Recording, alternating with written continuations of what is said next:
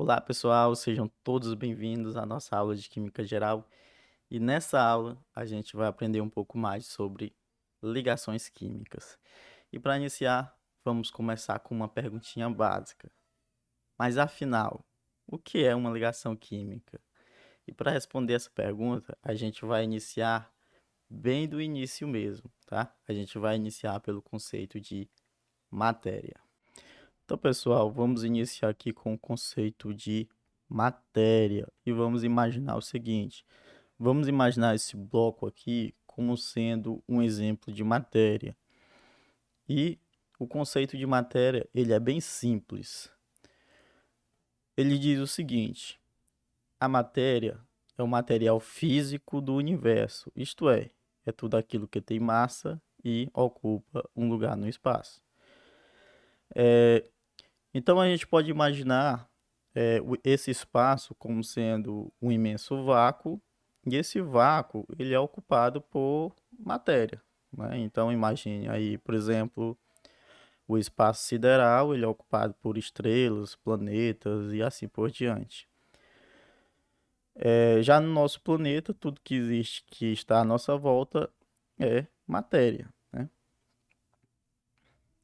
Então, vamos imaginar que a matéria seja esse bloco, e a matéria ela é formada por blocos menores. E esses blocos menores eles se unem e formam a matéria em si, né? A matéria visível.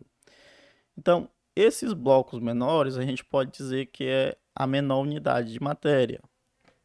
Quando a gente fala sobre menor unidade de matéria, a gente está se remetendo ao átomo. Então, o átomo a gente pode dizer que é a menor unidade de matéria, como eu já falei, e a gente pode dizer que ele é indivisível. Isso quer dizer o quê? Que eu não posso, por exemplo, separar o núcleo de um átomo. Hoje isso já é possível, tá? Mas para nossa aula aqui é importante que o átomo ele se mantenha intacto, tá? Porque o seguinte, vamos imaginar o seguinte: se o átomo é a menor unidade da matéria e eu separo esse átomo, então eu estou destruindo a matéria, né? Na teoria, é isso que uma bomba atômica faz, tá? Então, o átomo, ele aqui vai se manter intacto. Então, o átomo, ele é a menor unidade da matéria. Em outras palavras, a gente pode dizer que a matéria é formada através de ligações químicas entre esses átomos. Então, cada bloquinho menor desse, ele tem uma relação com esse outro bloquinho, que no caso é a nossa ligação química. A gente pode fazer dois questionamentos com relação a isso. Primeiro, por que os átomos eles se ligam e como isso acontece? Segundo, quais os tipos de ligações químicas?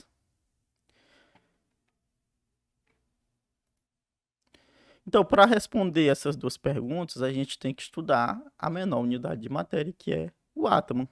Então, a gente tem que estudar, tem que conhecer as propriedades do átomo. Atualmente, existem 118 elementos da tabela periódica. E cada elemento ele tem as suas propriedades e suas configurações, tá? Pode existir elementos que eles são bem parecidos, né, na questão da configuração, mas as propriedades desses elementos eles são diferentes. Então, o átomo em si ele é constituído pelo núcleo e pela eletrosfera. No núcleo eu tenho o próton, que é essa partezinha azul, com o símbolo P de próton, e esse mais é a carga. A carga do próton ele é positiva. Temos também no núcleo o nêutron. O nêutron ele não tem carga, mas ele tem massa. Então, o próton ele tem massa, o nêutron ele tem massa, e juntos eles formam o núcleo. Pela periferia do átomo, a gente encontra o elétron, que ele fica aqui circundando o nosso núcleo. E o elétron ele tem uma massa é considerado desprezível, mas ele tem uma carga que não pode se desprezar. Ele tem uma carga negativa. Então, esse basicamente é o nosso átomo. Ele é constituído por prótons e nêutrons no núcleo, e na eletrosfera tem os elétrons. Então, uma característica dos átomos é que eles tendem a ganhar, perder ou compartilhar elétrons. E o nosso estudo de ligações químicas tem tudo a ver com isso daqui. Então, os átomos eles tendem a equilibrar seus elétrons para conseguir a estabilidade. O que seria a estabilidade de um átomo? Existe uma lei, que é a lei fundamental das cargas. Ela diz o seguinte, que cargas iguais, elas se repelem, e cargas diferentes, elas se atraem. Isso tudo gira em torno dessa lei aqui, ok? Então, um átomo, para ele ser estável, a mesma carga positiva que ele tem que ter de negativa, porque aqui ele vai estar neutro, ele vai estar estável. Então, a mesma quantidade de carga positiva, ele tem que ter de carga negativa. Quem é que tem carga positiva no átomo? É o próton. Eu consigo retirar esse próton do átomo? Não, porque ele está no núcleo. Mas eu consigo sim tirar esse elétron da eletrosfera. Então, os elétrons, pessoal, ele vai ser a chave do nosso estudo, né? Porque o próton está no núcleo. Eu não consigo separar esse núcleo, tá? Então, os átomos eles tendem a ganhar, perder e compartilhar esses elétrons.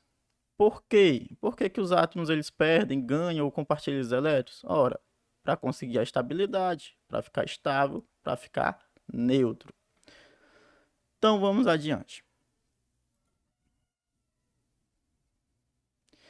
Aqui eu dou o exemplo do hidrogênio. O hidrogênio ele tem um elétron em sua última camada. Ou seja, nesse caso, o hidrogênio ele é um elemento instável. Por quê? Porque ele só tem um elétron.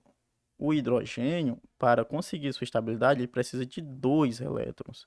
Então, o que é que pode acontecer com hidrogênio? Ora, o gás hidrogênio, H2, os átomos de hidrogênio compartilham um elétron entre si, resultando na estabilidade. E além da estabilidade, ele resulta também em uma ligação química. Olha só, o hidrogênio ele precisa de 2 átomos. Então, ele pega outro átomo de hidrogênio e os dois se ligam compartilhando esse elétron.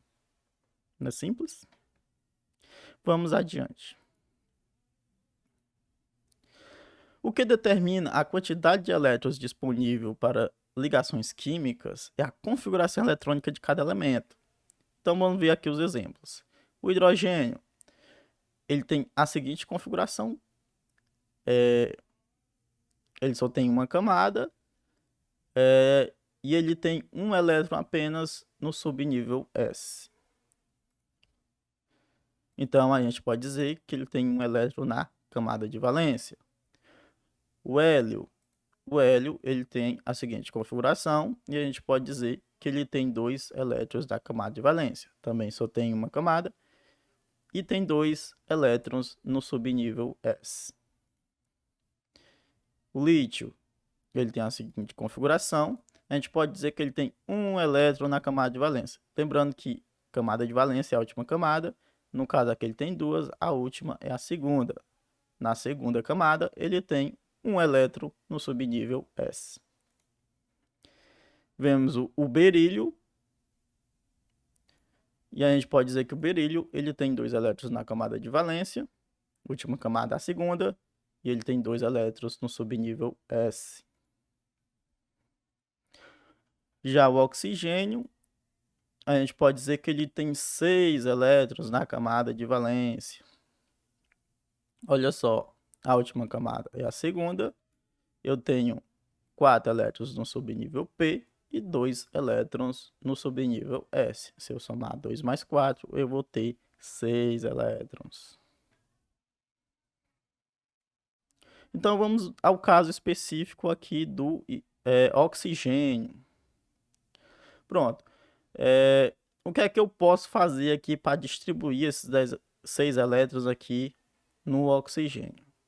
Muito simples, olha só. Eu tenho o subnível S e o subnível P. No subnível S eu tenho 2 elétrons e no subnível P eu tenho 4 elétrons. Então vamos lá. Eu vou usar aqui, por exemplo, a teoria dos orbitais. Olha só. Eu tenho um subnível S. O subnível S ele só cabe no máximo 2 elétrons. E o subnível P, que ele cabe no máximo 6 elétrons. Lembrando que cada quadrado desse cabe 2, né? Então o S só tem um orbital, ele cabe 2. E o P ele tem 3 orbitais, ele cabe 6. Mas eu só tenho 6 elétrons para distribuir. Então aqui fica 2, aqui fica 1, 1, 1. E fecha os 4, né? Então eu tenho 6 elétrons aqui. Então como é que funciona essa distribuição? Eu vou desenhar aqui para ficar melhor de visualizar. Aqui seriam os orbitais, é onde os elétrons vão ficar circundando o átomo do oxigênio.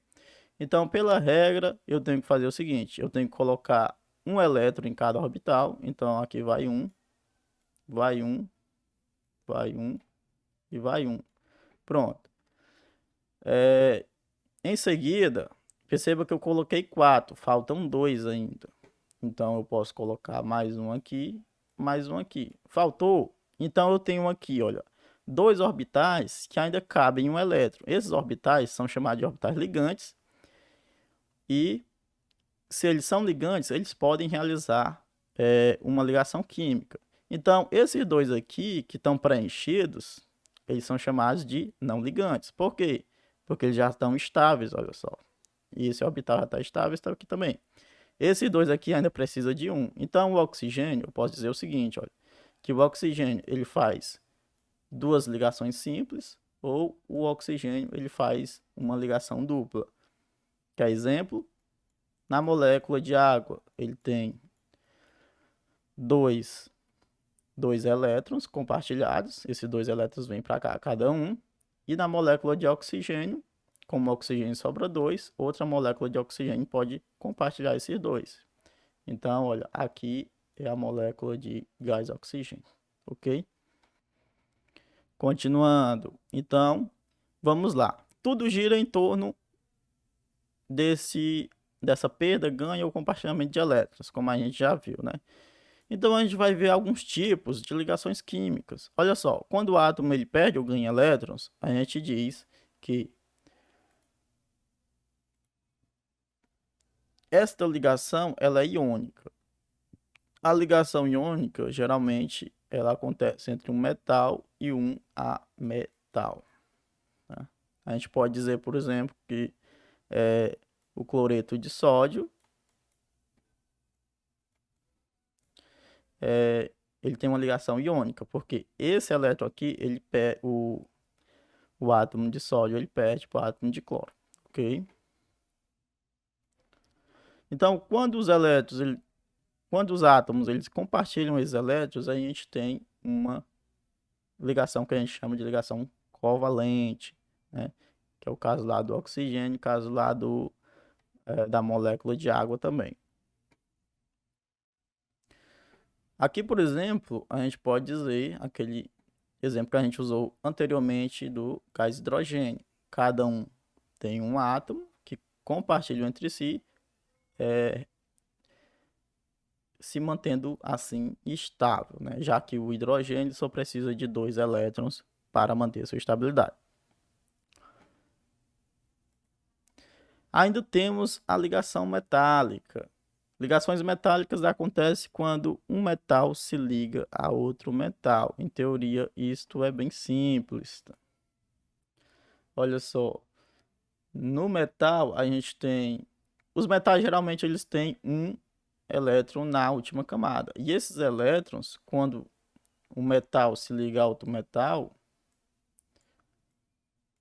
esses elétrons eles ficam livres eles circulam livremente por esses átomos de metal, e esses elétrons eles são chamados também de elétrons livres, tá?